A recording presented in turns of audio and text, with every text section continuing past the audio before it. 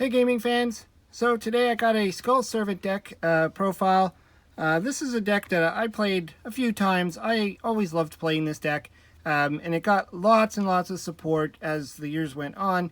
When this deck was first a thing, it was because of the King of the Skull Servant card, and there wasn't a lot of Skull Servants actually. I think there was only the Skull Servant, and so now this deck has got like tons of Skull Servants, and it actually is pretty good, pretty decent deck. Anyways, let's get to the profile here. So, start off, I got, well, 3 Skull Servants. You pretty much have to play this monster. It doesn't do anything. It's a normal monster, 300 attack, level 1. Goes all the way back to the first set. I mean, this is actually the Legend of Blue Eyes card.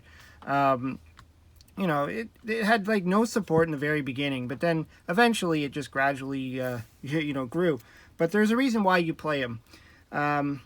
So, the main card in this deck is King of the Skull Servants.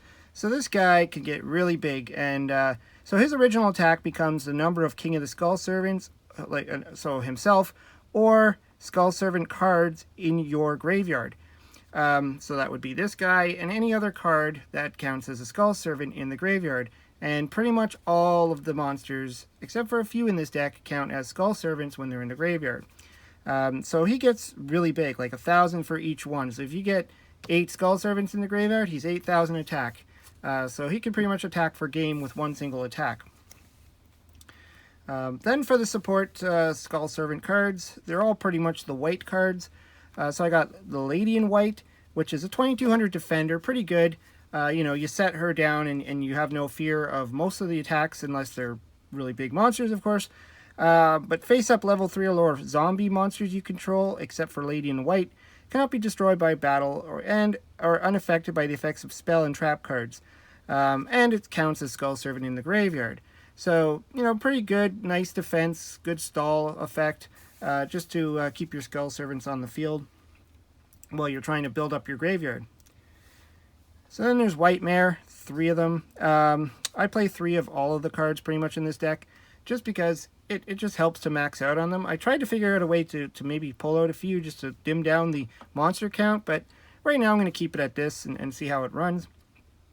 So while this card's in the graveyard, it's treated as Skull Servant, and you can discard this card to activate one of the following effects. Select one of your remove from play Skull Servant or White Mare and return it to the graveyard, or select one of your remove from play Lady in White and or King of the Skull Servants and special summon it. So it actually is pretty decent, and it works with a few cards in this deck. The next one is White Prince, which is it's pretty much the same idea. It counts as a Skull Servant in the graveyard, but what's cool about this guy is if he's sent to the graveyard, anyway, from the field, from the deck, whatever, as long as it's sent to the graveyard, you could send 1 Skull Servant and 1 Lady in the White from your hand or deck to the graveyard. Which is why you have to play Skull Servants in this deck, because of his effect. And it's just so good, because then you're getting 2 more Skull Servants into the graveyard. So you're going to get him, you're going to get this one, and you're going to get the Lady in White. So that's 3 Skull Servants right into the graveyard for your King of the Skull Servant. Plus you're thinning out your deck, which is good. He also has this other effect. You can banish 2 Skull Servants and this card from the graveyard to special summon 1 King of the Skull Servants from the deck. If you have a ton of them in your graveyard and you just need to finish off your opponent with one more attack, it can come in handy. And now for the last of the Skull Servant, the white cards, I should say. White Princess. So this is the more recent one. So this card's Skull Servant in the graveyard. And if this card is normal or special summon, you could send 1 White Prince, so this guy, from your deck or to the graveyard. And during either player's turn, you could send this card from your hand or field to the graveyard. All monsters currently on the field lose attack and defense equal to their level or rank until the end of this turn.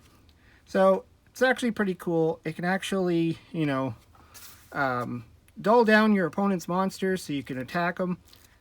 Pretty decent, and he's the strongest of them all on its own at 1600 attack. Most of these are like 0, 300, that kind of thing. so they're all pretty weak attackers themselves. Your primary attacker is going to be your King of the Skull Servant in this deck. So that's it for the Skull Servants and the white cards. So let's move on to the other zombies support. So I play 3 Uni-Zombie. I think most builds that play the Skull Servants use this card because it's just so good. Most zombie decks will use this card. He's a zombie tuner, 1300. And he could target a card on the field to increase its level and then send a zombie from your deck to the graveyard. So any of these. So you're probably going to send the ones that trigger when they hit the graveyard and get their effects off. So he's really good. Plus you could send the next card, the other 3 of, and that's Mizuki. I debated on this one being at 2 or 3.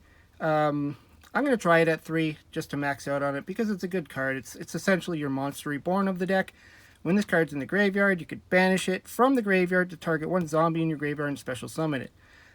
So getting him into the graveyard can be pretty critical. And so that's the monster lineup. It's a pretty beefy deck when it comes to monsters. It's got, I think, about 24 monsters or something. I think last time I counted. But yeah, that's quite a bit. So going on to the spells. At first I didn't play this card. And a friend of mine said, you need to play this card because it's the draw power of the deck. And, my thought was I didn't want to banish any of them. But then I just realized that, oh yeah, there is some cards that do retrieve from the banish pile. So, okay. And you have a ton of the Skull Servant cards now. So you don't have to worry too much about losing 1 or 2. For more draw power, I just put in 2 Pot of Duality just to help me dig through the deck a little bit more. I'm just thinking that you don't want to be bricked with too much stuff in your hand that doesn't do anything. So you kind of want to move through your deck pretty fast.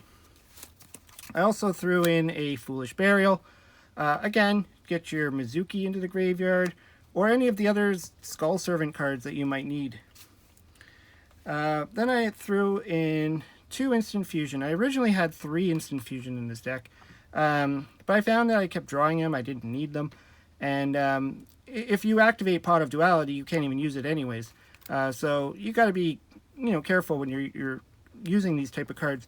Now, as for targets for Instant Fusion, I was thinking things like Thousand Eyes Restrict, because you Instant Fusion him out, you could remove a monster if you need to. Plus, if you, well, that's pretty much it. The other ones would be just some different level fixings, like a level 3, a level 4. Because of your tuner guy, your Uni-Zombie being a level 3, so you can go into like a Black Rose Dragon or Stardust Dragon, whatever you need. Or you can even go into rank plays if you want to, because he can boost up his level by 1, and you can go into a rank 4. It really depends on the kind of extra deck you want to play with this. If you want to go Synchro heavy, if you want to go Xyz heavy. There really is no proper extra deck for this deck that I can think of anyways. Leave some comments down below if you think there's a better, kind of supporting extra deck. I also have this one too, which is Reaper of the Nightmare. And it's pretty much like a Spirit Reaper, if you remember that card. He cannot be destroyed by battle. So you could, even though Instant Fusion is going to kill him, so you'd use him probably to, Synchro or something into an 8. And then he goes into the graveyard. And you can bring him back with Mizuki as a wall, because he would pretty much just sit there and your opponent can't kill him through battle.